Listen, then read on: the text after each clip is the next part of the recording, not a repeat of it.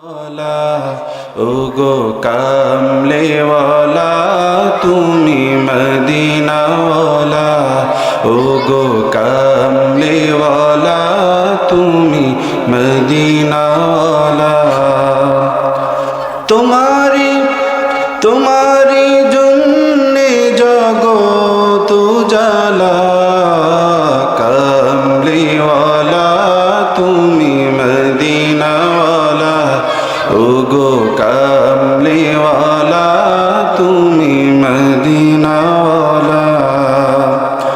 তুমি প্রাণের নবী, তুমি ধ্যানের ছবি, তুমি প্রাণের নবী, তুমি ধ্যানের ছবি। তুমি যে নূরে মুজাসসাম সাল্লে আলা, কামলেওয়ালা তুমি মদিনাওয়ালা, ওগো কামলেওয়ালা তুমি মদিনাওয়ালা। তুমি নয়নের তারা, তুমি হৃদয়ের সারা, তুমি নয়নের তারা, তুমি হৃদয়ের সারা। স্বপ্নে দেখা দাও নূরেওয়ালা, কামলেওয়ালা তুমি মদিনাওয়ালা, ওগো কামলেওয়ালা তুমি মদিনাওয়ালা। তোমারি জন্যে জগত জালা, কামলেওয়ালা তুমি মদিনাওয়ালা, ওগো কামলেওয়ালা তুমি মদিনাওয়ালা। আল্লাহ রাব্বুল আলামিন তিনি যে আমাদের রাসূলের প্রতি দরুদ পড়েন এই কথাটা উল্লেখ করে আল্লাহ তাআলা বলেন, ইন্নাল্লাহা ওয়া মালাইকাতাহু ইউসাল্লুনা আলান নবী ইয়া আইয়ুহাল্লাযীনা আমানু সাল্লু আলাইহি ওয়া সাল্লিমু তাসলিমা। আল্লাহ তাআলা বলেন, ইন্নাল্লাহ নিশ্চয় আমি আল্লাহ, ওয়া মালাইকা এবং ফেরেশতারা, ইউসাল্লুনা আলান নবী আমার প্রিয় হাবিব, আমার প্রিয় দোস্ত মুহাম্মদ সাল্লাল্লাহু আলাইহি ওয়াসাল্লামের উপরে দরুদ পড়ি সুবহানাল্লাহ। এরপরে আল্লাহ দুনিয়ার ইমানদারকে ডাক দিয়ে বললেন, ইয়া আইয়ুহাল্লাযীনা আমানু, হে ইমানদারগণ, সাল্লু আলাইহি ওয়া সাল্লিমু তাসলিমা, তোমরাও আমি আল্লাহর রাসূলের তোমরাও বেশি বেশি দরুদ পড়ো এবং সালাম পাঠাও। তাইলে এটা এমন একটা দরুদ, এমন একটা ইবাদত যেটা স্বয়ং আল্লাহও পড়েন, ফেরেশতারাও পড়ে, এবং আল্লাহ বলছেন যে হে রাসূল আপনি মানুষদেরকে বলেন যেন মানুষও বেশি বেশি আপনার প্রতি কি পড়ে, দরুদ পড়ে। এখন আপনাদেরকে বলতে চাই, দরুদ এমন একটা ইবাদত যে পৃথিবীতে আপনি দরুদ ছাড়া কখনো সফলতা পাবেন না। দরুদ এমন একটা ইবাদত যেটা ছাড়া আপনি পৃথিবীতে চলতেই পারবেন না। দরুদ এমন একটা ইবাদত যে দরুদ যদি আপনি আমল না করেন আপনি আল্লাহ রাসূলের ভালোবাসাই পাবেন না, জান্নাতেই যেতে পারবেন না। এর ব্যাখ্যা হলো তিরমিজি শরীফের 3380 নম্বর হাদিসের ভিতরে আমার কলিজার টুকরা নবী মুহাম্মদুর রাসূলুল্লাহ সাল্লাল্লাহু আলাইহি ওয়াসাল্লাম বলেছেন, মা জালাসা কওমুম মাজলিসুন লা ইয়াযকুরুনাল্লাহ ফিহি ইউসাল্লুনা আলা নাবিয়্যিহিম। আল্লাহ রাসূল দুনিয়ার মানুষদেরকে উদ্দেশ্য করে বললেন, তোমরা যখন কোনো মাজলিসের ভিতরে বসবা, কোনো সমাবেশের ভিতরে বসবা, কোনো অনুষ্ঠানের ভিতরে বসবা, কোনো মাহফিলের ভিতরে যখন তোমরা বসবা, তোমরা সবার শুরুতে আল্লাহ তাআলার জিকির করবা। কার জিকির? আল্লাহর জিকির। মা জালাসা কওমুম মাজলিসুন লা ইয়াযকুরুনাল্লাহ, প্রথমে তোমরা আল্লাহর জিকির করবা, ফিহি ইউসাল্লুনা আলা নাবিয়্যিহিম, এরপরে তোমরা আল্লাহর রাসূলের দরুদ পড়বা। যদি তোমরা আল্লাহর জিকির এবং আল্লাহর রাসূলের প্রতি দরুদ না পড়ো, নবীজি বলেছেন এটা যত বড় উলামায়ে কেরামদের মজলিস হোক, যত গুরুত্বপূর্ণ মজলিস হোক, ওই মজলিস দ্বারা তোমরা কোনো ফায়দা পাবা না, কোনো লাভবান হবা না, উল্টা আরো তোমরা ক্ষতিগ্রস্ত হবা। দুনিয়ায় যে কোনো মজলিসের শুরুতে আমরা প্রথমে আল্লাহর জিকির, তারপরে কি দরুদ পড়ব। যদি আমরা না পড়ি তাহলে কি এই মজলিস দ্বারা আমরা কখনো ফায়দা, উল্টা আর আমরা ক্ষতিগ্রস্ত হয়ে যাব। সম্মানিত হাজিরিন, এজন্য যখনই কোনো মজলিসে কোনো অনুষ্ঠানে আমরা যাব, আমরা রাসূলের দরুদ অবশ্যই আমাদেরকে পড়তে হবে। কি বলেন, ঠিক কিনা? তিরমিজি শরীফের 4486 নম্বর হাদিস, হযরত ওমর রাদিয়াল্লাহু তাআলা আনহু বর্ণনা করেন, এই দুনিয়ার মানুষগুলো আল্লাহ রাব্বুল আলামিনের কাছে যত চাওয়া আছে সব চাওয়াগুলো চাই কিন্তু দোয়ার মাধ্যমে। কি বলেন, ঠিক কিনা? আল্লাহর কাছে সব দোয়ার মাধ্যমে আমাদের চাওয়াগুলো আমরা চাই, আমাদের প্রয়োজনগুলো আল্লাহর কাছে বলে দোয়ার মাধ্যমে, ঠিক কিনা? দোয়া এমন একটা জিনিস, আদ-দুআ মুখুল ইবাদ। দোয়া হচ্ছে পৃথিবীর যত ইবাদত আছে সব ইবাদতের মগজ হচ্ছে, মূল হচ্ছে, মাথা হচ্ছে দোয়া। পড়েন না সুবহানাল্লাহ। আপনি আল্লাহর কাছ থেকে কোনো কিছু চাইতে হইলে, পাইতে হইলে আপনাকে দোয়ার মাধ্যমে আল্লাহর কাছে বলতে হবে। এই দোয়া আপনি যখন করবেন, ওমর রাদিয়াল্লাহু তাআলা আনহু বলেছেন, ইন্নাদ দুআ মাওকুফুন বাইনাস সামাই ওয়াল আরদ লা ইয়াসআদু মিনহু শাইউন হাত্তা তুসাল্লি আলা নবী। তোমরা যখন আল্লাহর কাছে দোয়া করবা, আর ওই দোয়ার মাধ্যমে যদি দোয়ার মধ্যে যদি এবং দোয়ার আগে যদি তোমরা রাসূলের প্রতি দরুদ না পড়ো, তাহলে তোমাদের এই দোয়াটা আল্লাহ পর্যন্ত পৌঁছাবে না। তোমাদের এই দোয়াগুলো আসমান এবং জমিনের মাঝামাঝি জায়গাগুলোতে দোয়াগুলো ওয়েটিং অবস্থায় থাকবে, ঝুলন্ত অবস্থায় থাকবে, যতক্ষণ পর্যন্ত না তোমরা দরুদ পড়বা। পড়েন না সুবহানাল্লাহ। তার মানে আপনি আমি আল্লাহর কাছে যত চাওয়া চাইবো, যত দোয়া করব, যদি দরুদ না পড়ি কোনো দোয়া কবুল হবে না। তার মানে বোঝা যায় আল্লাহর কাছে দোয়া কবুল করাতে হলে সবচেয়ে বড় শর্ত হলো আপনাকে দরুদ পড়তে হবে। কি পড়তে হবে? দরুদ ছাড়া আপনার দোয়া কবুল হবে না। আমি আপনাকে গ্যারান্টি দিয়ে বলতে পারি, আপনি আল্লাহর কাছে যা চাইবেন, যদি আপনি দোয়ার আগে আপনি যদি অনেকবার, কমপক্ষে 100 বার যদি আপনি দরুদ পড়তে পারেন দোয়ার আগে, ইনশাআল্লাহ, এবং ওই দরুদের উসিলা দিয়ে যদি আল্লাহর কাছে চাইতে পারেন, আল্লাহ তাআলা আপনার চাওয়াগুলো অবশ্যই কবুল করবে ইনশাআল্লাহ।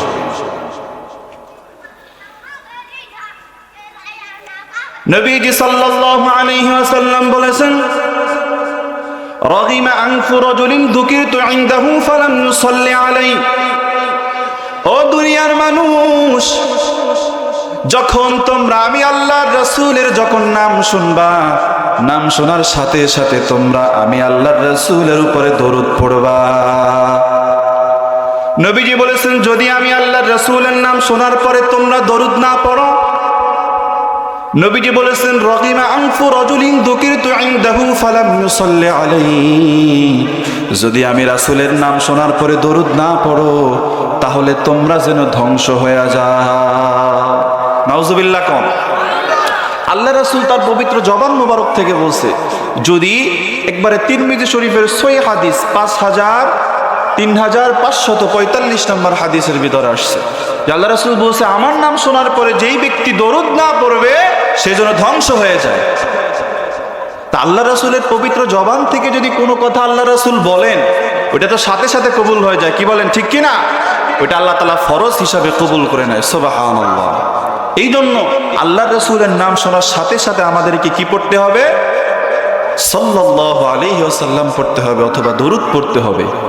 সম্মানিত হাজিরিন, তাহলে দেখেন, আসলে দরুদ ছাড়া আমাদের জীবনে কোনো উপায় নাই। দরুদ ছাড়া উপায় আছে? কোনো উপায় নাই।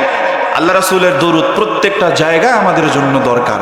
এখন আসেন দরুদের ফজিলত সম্বন্ধে আপনাদেরকে কিছু কথা বলি, দরুদের কিছু ফজিলত আপনাদেরকে শোনাই। নবীজি সাল্লাল্লাহু আলাইহি ওয়াসাল্লাম বলেছেন, মান সাল্লা আলাইয়া ওয়াহিদা যেই ব্যক্তি আমি রাসূলের উপরে একবার দরুদ পড়বে সাল্লাল্লাহু আলাইহি আশরা সালাওয়াত, আল্লাহ রাব্বুল আলামিনের পক্ষ থেকে ওই বান্দার উপরে আল্লাহ তাআলা 10টা রহমত আল্লাহ তাআলা নাজিল করবেন। সুবহানাল্লাহ।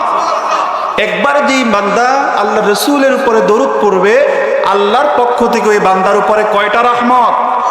10টা রহমত আল্লাহ তাআলা নাজিল করবেন। সুবহানাল্লাহ। নবীজি বলেছেন আশরা খতিয়াত, তার আমলনামা থেকে আল্লাহ তাআলা 10টা গুনাহ আল্লাহ রাব্বুল আলামিন ক্ষমা করে দিবেন, মাফ করে দিবেন, মুছে দিবেন।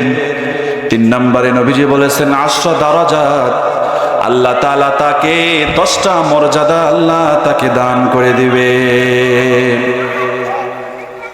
কথা বলে কি এখানে?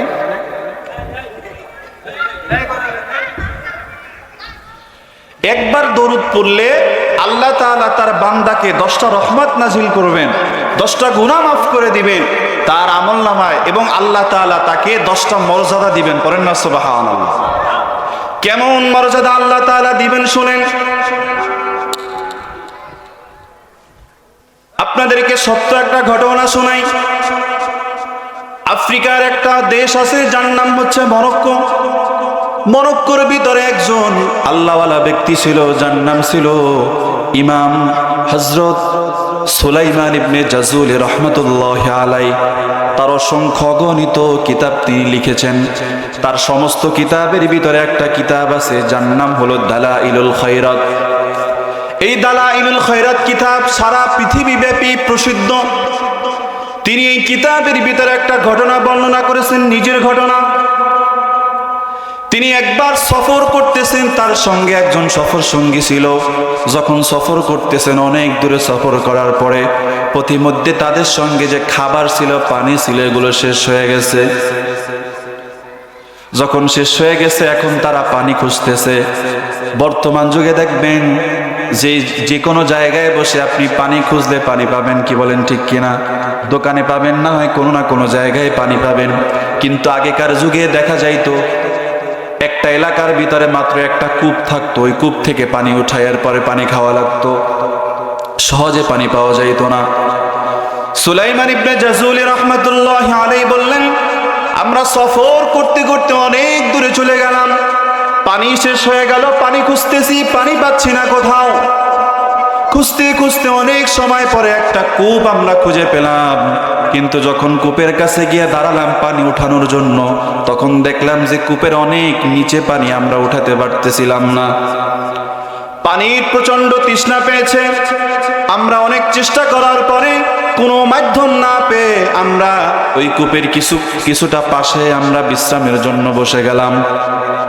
কতক্ষণ বিশ্রাম করার পরে আমরা হঠাৎ করে খেয়াল করলাম একটা মেয়ে ওই কূপের পাশে এসে আবার সেখান থেকে চলে গেল। সুলাইমান ইবনে জাযুল রাহমাতুল্লাহি আলাইহি বললেন, আমরা তো কিছু বুঝতে পারলাম না, মেয়েটা কূপের পাশে আসলো আবার সাথে সাথে কেন চলে গেল? এই রহস্য উদ্ঘাটন করার জন্য আমরা যখন কূপের পাশে গেলাম, কূপের পাশে গিয়ে আমরা দেখতে পাইলাম যেই পানিটা কূপের নিচে ছিল, ওই পানিটা খুব বড় হয়ে গেছে।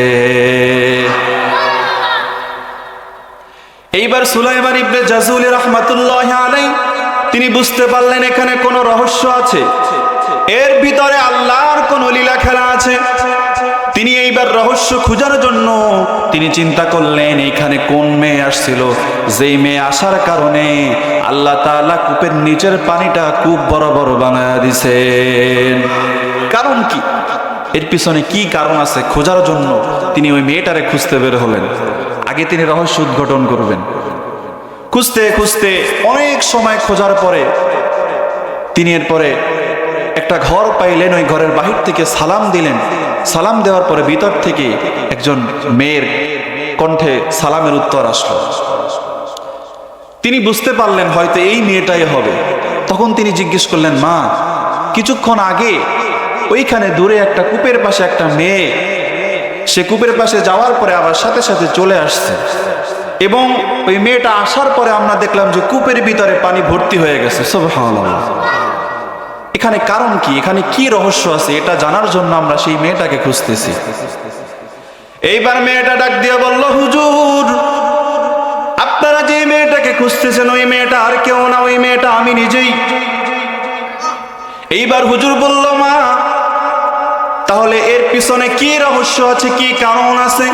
তুমি তো কূপের কাছে যাওয়ার পরে তুমি আবার চলে আসলা, আল্লাহ তাআলা কূপের নিচের পানিটা উপর সমপরিমাণ করে দিলেন কেন? তুমি এমন কি আমল করো, কি ইবাদত করো যার কারণে আল্লাহ তোমাকে এত মর্যাদা দিছে? এইবার মেয়েটা বলল, হুজুর আমি তেমন কোনো আমল করি না, আমার তেমন কোনো আমার মর্যাদা নাই, আমি জীবনে তেমন কোনো আমল করতে পারি নাই।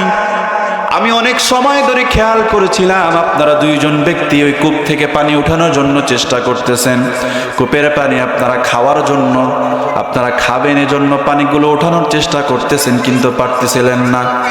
অবশেষে আপনারা ওইখানে বিশ্রাম নিচ্ছিলেন, তখন আমি চিন্তা করলাম দেখি কোনো ব্যবস্থা করা যায় কিনা। আমি কূপের কাছে গিয়ে একবার থুতু দিলাম, সাথে সাথে কূপের নিচের পানিটা আল্লাহ কূপ সমান করে দিলেন। হুজুর জিজ্ঞেস করলেন, তুমি এমন কি আমল করো যে আমলের কারণে আল্লাহ তোমার এত মর্যাদা দিয়েছে, এত ফজিলত দিয়েছে? তোমার একটা থুথুর কারণে আল্লাহ তাআলা পানিটা এত উপরে উঠা দিয়েছে, কারণ কি? মেয়েটা বলল, হুজুর আমি তেমন কোনো আমল করি না, আমি আমার জীবনে একটা সাধারণ আমল করি, আমি সব সময় যতক্ষণ ফ্রি থাকি বেশি বেশি আমি দরুদ পড়ি। সুবহানাল্লাহ। আমি যখন ফ্রি থাকি, কাজ থাকে না, অবসর সময়, আমি সব সময় আমার জবান থেকে আমি দরুদ পড়তে থাকি। পড়েন না সুবহানাল্লাহ। তো সুলাইমান জাজুলি রহমাতুল্লাহ আলাইহি তিনি বুঝতে পারলেন অন্য কোনো ফজিলত নাই, অন্য কোনো মর্যাদা নাই, আল্লাহ তাআলা এই দরুদের বিনিময়ে তাকে এত মর্যাদা দিয়েছে। সুবহানাল্লাহ। তাহলে চিন্তা করে দেখেন দরুদের কত ফজিলত। এইরকম মর্যাদা আল্লাহ তাআলা দান করবে যদি একবার মাত্র দরুদ পড়েন। সুবহানাল্লাহ। 10টা মর্যাদা দিবে। আপনি যদি আল্লাহ রাসূলের প্রতি বেশি বেশি দরুদ পড়েন তাহলে কি ফায়দা হবে? তিরমিজি শরীফের 484 নম্বর হাদিস, নবীজি বলেছেন, ইন্না আওলান নাসি বি ইয়াউমাল কিয়ামাতি আকসারুহুম আলাইহিস সালাহ। দুনিয়ার মানুষ, এই দুনিয়াতে যেই বান্দা, যেই উম্মত আমি রাসূলের প্রতি বেশি বেশি দরুদ পড়বা, কাল কিয়ামতের ময়দানে ওই বান্দা, ওই উম্মত তুমি আমার সবচেয়ে কাছাকাছি থাকবা।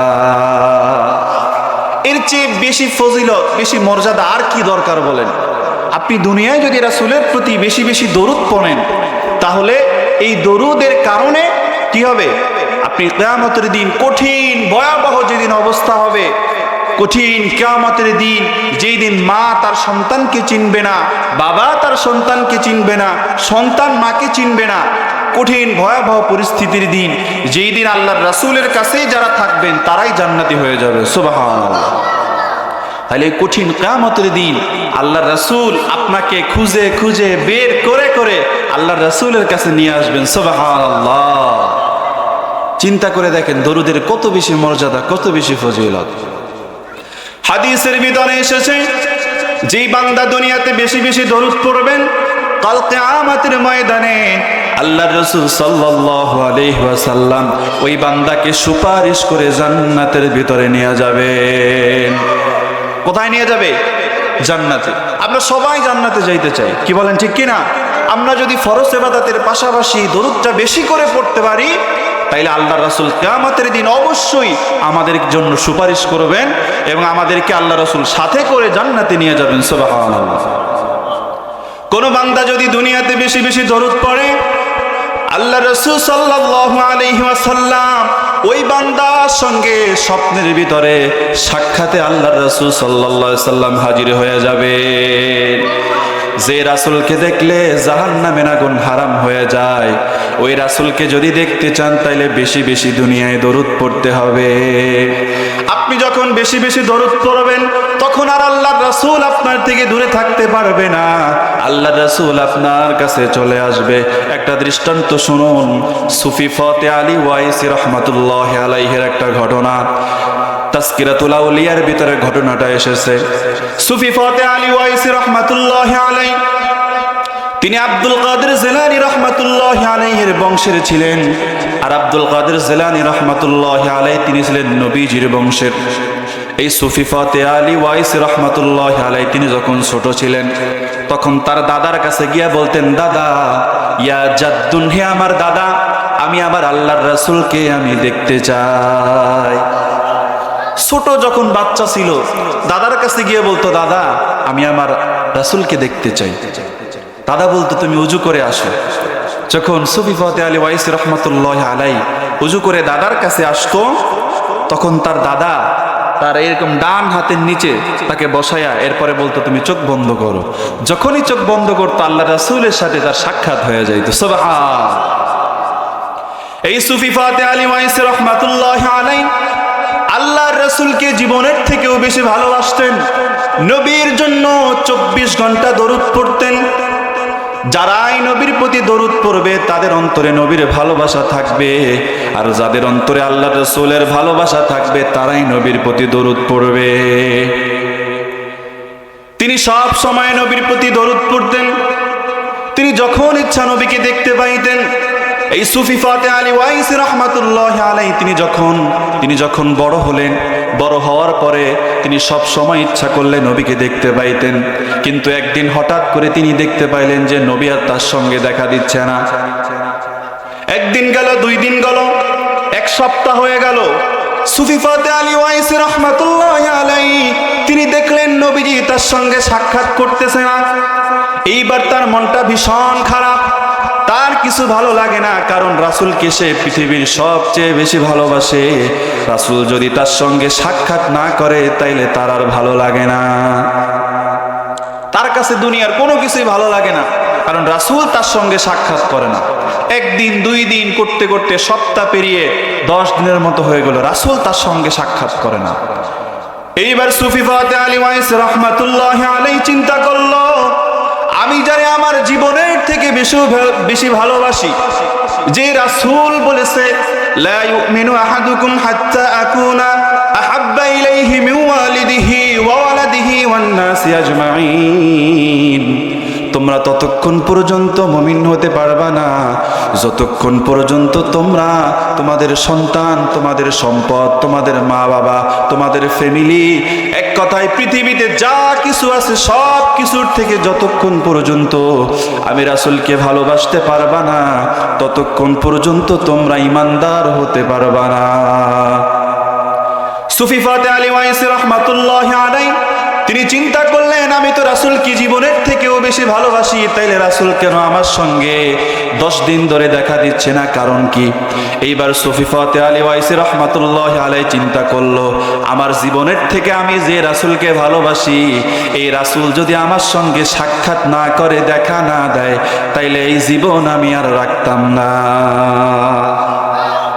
এই জীবন রাখা আর কি নাই, লাভ নাই।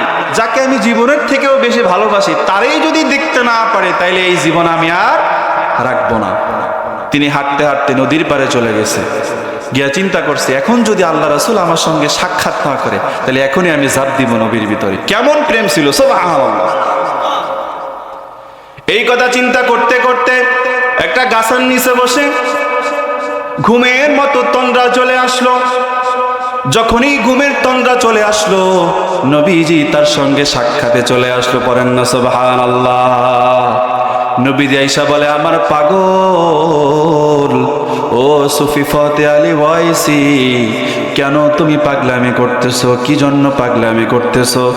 সুফি ফাতে আলী ওয়াইস রাহমাতুল্লাহি আলাইহি বলে, নবী গো, আপনারে আমার জীবনের থেকেও বেশি আমি ভালোবাসি। আপনারই যদি আমি দেখতে না পারি তাইলে এই জীবন আমি কেন রাখবো? এই জীবন রাখা আমার কি লাভ? এই জন্য আমি চাইছি, এখন যদি আপনি আমার সঙ্গে সাক্ষাৎ না দিতেন, দেখা না দিতেন, আমি এখন এই নদীর ভিতরে ঝাঁপ দিতাম। নবীজি বলল, আচ্ছা ঠিক আছে, তুমি তো আমার পাগল, আমি তোমার ওয়াদা করলাম আমি তোমার সঙ্গে সাক্ষাৎ করব, একবার তোমার সঙ্গে সাক্ষাৎ করি, তাইলে কি তোমার হবে? সুফি ফাতে আলী ওয়াইস রাহমাতুল্লাহি আলাইহি বলল, হবে না। বলল, মাসে একবার করে সাক্ষাৎ করব না, হবে না। সপ্তাহে একবার করে সাক্ষাৎ করব না, হবে না। আমি প্রতিদিন একবার তোমার সঙ্গে সাক্ষাৎ করব, বলে না, তাও হবে না। আমি প্রত্যেক ঘন্টায় ঘন্টায় তোমার সঙ্গে সাক্ষাৎ করব, বলে না, তাও হবে না। তাহলে তুমি কি চাও? সুফি ফাতে আলী ওয়াইস রাহমাতুল্লাহ আলাইহি বলে, নবী গো, আমি চাই আমি যখন চাইবো তখন আপনি রাসূল আমার সঙ্গে সাক্ষাৎ করবে। সুবহানাল্লাহ। এমন ভালোবাসা থাকলে যে কোনো সময় আপনার সঙ্গে নবীর সঙ্গে আপনার দিদার হয়ে যাবে। সুবহানাল্লাহ। যদি চান আপনি নবীকে দেখবেন, যদি আপনার জীবনে আপনি একবার নবীকে স্বপ্নে দেখতে পারেন, তাহলে আপনার জীবনটা ধন্য, আপনি জান্নাতি। জাহান্নামের আগুন আপনার জন্য আল্লাহ তাআলা হারাম করে দিবে। সুবহানাল্লাহ। এজন্য নবীকে দেখতে হলে, স্বপ্নে দেখতে হলে আপনাকে বেশি বেশি দরুদ পড়তে হবে। কি পড়তে হবে? দরুদ পড়তে হবে। রাতের বেলা ঘুমানোর আগে ওযু করবেন, পবিত্র অবস্থায় দরুদ পড়তে পড়তে ঘুমাবেন। একবার যদি কোনো ক্রমে রাসূলের সাথে সাক্ষাৎ হয়ে যায়, আপনি দুনিয়ায় সফল, পরকালেও আপনি সফল হয়ে যাবেন। আল্লাহু আকবার। সম্মানিত হাজিরিন, দরুদের অসংখ্য ফজিলত আছে। তিরমিজি শরীফের 2457 নম্বর হাদিস, ইন্না রাজুলান ক্বালা লিন-নবী সাল্লাল্লাহু আলাইহি ওয়াসাল্লাম, এক ব্যক্তি নবীজিকে বলল, ইয়া রাসূলুল্লাহ, ইয়া হাবিবাল্লাহ, আমি যখন দোয়া করি দোয়ার সময়গুলোতে যদি আমি বেশি বেশি রাসূল আপনার প্রতি যদি আমি দরুদ পড়ি, দোয়ার সময়গুলোর ভিতরে যদি বেশি বেশি আপনার প্রতি দরুদ পড়ি, তাইলে আমার আল্লাহ তাআলা এই দরুদের কি কোনো ফজিলত আমারে দিবেন? নবীজি বললেন, অবশ্যই তোমাকে দিবেন। কি ফজিলত দিবেন? তোমার যত দুশ্চিন্তা আছে দুনিয়ার ভিতরে, সব দুশ্চিন্তাগুলো আল্লাহ তাআলা দূর করে দিবেন। তোমার যত অপূরণীয় চাওয়া আছে আল্লাহর কাছে, যত হাজত আছে, সমস্ত হাজতগুলো আল্লাহ রাব্বুল আলামিন পূরণ করে দিবেন। আপনি যদি বেশি বেশি আল্লাহ রাসূলের প্রতি দরুদ পড়তে পারেন, আমি আপনাকে গ্যারান্টি দিয়ে বলতে পারি, আল্লাহর কসম করে বলতে পারি, আপনি দরুদের আমল যদি শুরু করে দেন, আপনি দরুদের মাধ্যমে আপনার যত হাজত আছে, যত বড় চাওয়া হোক, আল্লাহ যে কোন জায়গা থেকে কিভাবে পূরণ করবে আপনি কল্পনাও করতে পারবেন না। এটা এমন একটা গুরুত্বপূর্ণ ইবাদত। সম্মানিত হাজিরিন, এজন্য দরুদ বেশি বেশি আমাদের জীবনে পড়া দরকার। কি বলেন, ঠিক কিনা? দরুদ আমাদের জীবনে বেশি বেশি পড়া দরকার। আপনি যদি বেশি বেশি দরুদ পড়েন, আপনার রিজিকের যদি কোনো সমস্যা থাকে, আল্লাহ রিজিকের সমস্যা দূর করে দিবে। আপনার অনেক দিন ধরে আপনি আল্লাহর কাছে বারবার চাইতেছেন, কিন্তু আপনি পাইতেছেন না, আমি বলবো আপনি একটু বেশি করে দরুদ পড়েন। দেখবেন যে দরুদ কিভাবে সাথে সাথে আপনার দোয়াটাকে আল্লাহর কাছে পৌঁছায় দেয়। সম্মানিত হাজিরিন, এই দরুদ যদি আপনি আমল করা শুরু করেন, প্রতিদিন যদি রেগুলার যদি আমল করেন, এই দরুদ আপনার জীবনটাকে পরিবর্তন করে দিবে, চেঞ্জ করে দিবে। আপনাদেরকে সত্য একটা ঘটনা শোনাই। আমার পরিচিত একজন ব্যক্তি আমার সঙ্গে এসে বলতেছে, হুজুর, আমার জীবনে এমন একটা সময় এসেছে, যে সময়টা আমি খুবই সংকটের ভিতরে পড়ে গিয়েছিলাম। যেই সময়টা, এমন একটা সময় আমার জীবনে চলে আসছে, আমার মেয়েকে বিবাহ দিতে যাওয়ার পরে, বিবাহ দেওয়ার কারণে আমি এমন ঋণের ভিতরে জর্জরিত হয়ে পড়েছি, যেই ঋণ থেকে আমি কোনোভাবেই উঠতে পারতেছিলাম না। দিন দিন শুধু আমি ঋণের ভিতরে শুধু ঢুকে যাচ্ছিলাম। ওই ব্যক্তি বলল, হুজুর, আমার এমন অবস্থা হয়ে গেছে, আমি সরকারি চাকরি করতাম, প্রায় 40,000 টাকার মতো বেতন পাইতাম, কিন্তু আমি এমন ঋণের ভিতরে ঢুকে গিয়েছি যে আমি 3 বেলার জায়গায় 1 বেলায় ভাত খেতে পারতাম না, এমন অবস্থা হয়ে গেছে। একটা পর্যায়ে আমি ডিপ্রেশনের ভিতরে পড়ে গেলাম, মনে হচ্ছে আমার এই পৃথিবীতে আর কিছুই নাই, আমি মনে হয় বাঁচবো না। এমন পরিস্থিতি আমাদের আসে না? কি বলেন? এমন পরিস্থিতি আসে না যে এমন কোনো বিপদের ভিতরে পড়ার পরে, বা অসুস্থ হওয়ার পরে, বা এমন একটা সমস্যার ভিতরে আমরা পড়ি যে মনে হয় সামনে আর কোনো রাস্তা নাই, এখন মনে হয় মৃত্যুবরণ করাটাই আমার জন্য উত্তম। নাউজুবিল্লাহ। এই চিন্তা আমরা করি না? অথচ যেইখানে আপনার আমার চেষ্টা শেষ হয়ে যায়, আল্লাহর চেষ্টা শুরু হয়ে যায়। সুবহানাল্লাহ। যেইখানে কোনো রাস্তা না, ওইখান থেকে রাস্তা বানাই দিতে পারে কে? মুসা আলাইহিস সালাতু ওয়াস সালাম যখন ফিরাউনের দলবল নিয়ে যখন ফেরাউন নবী মুসাকে তার উম্মতদেরকে যখন দাওয়া করতেছিল, মুসা আলাইহিস সালাতু ওয়াস সালাম তিনি তার উম্মতদেরকে নিয়ে লোহিত সাগরের কাছে চলে গেছেন। ফেরাউনের দলবল পিছনে। এইবার মুসা নবী লোহিত সাগরের কাছে গেছে, বিশাল সাগর, এই পার থেকে ওই পারে কিছু দেখা যায় না। মুসা আলাইহিস সালাতু ওয়াস সালামের উম্মতরা বলতেছে, নবী মুসা আপনার সঙ্গে আমরা তো এই জায়গায় আসার পরে বড় একটা ঝামেলায় পড়ে গেলাম। কি ঝামেলা? তারা বলল, আপনার সঙ্গে যদি না আসতাম তাইলে আজকে ফেরাউনের হাত থেকে রক্ষা পাইতাম। ওই যে পিছনে ফেরাউনের বাহিনী আসতেছে, সামনে বিশাল সাগর, আমরা কই যাব? মুসা নবীও দেখলেন যে সামনে এত বড় সাগর, লোহিত সাগর, কই যাব?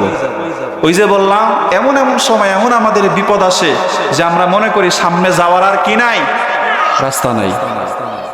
মুসা আলাইহিস সালাতু ওয়াস সালাম আল্লাহ রাব্বুল আলামিন কি ডাক দিলেন, ওগো আল্লাহ, সামনে তো বিশাল সাগর, পিছনে ফেরাউন বাহিনী, কই যাব আমরা? কোনো রাস্তা নাই, ডানেও যাওয়ার জায়গা নাই, বামে যাওয়ার জায়গা নাই, সামনেও যাওয়ার জায়গা নাই। তুমি যদি আল্লাহ আমাদেরকে পথ খুঁজে বের করে না দাও তাহলে আমরা তো ধরা পড়ে যাব। আল্লাহ বললেন, মুসা তোমার হাতে যে লাঠি আছে তুমি এই লাঠি দিয়ে একটা বার তুমি সাগরের ভিতরে আঘাত করো। মুসা নবী একটা আঘাত করার কারণে আল্লাহ তাআলা সাগরের ভিতরে 12টি রাস্তা আল্লাহ তাআলা তৈরি করে দিয়েছেন।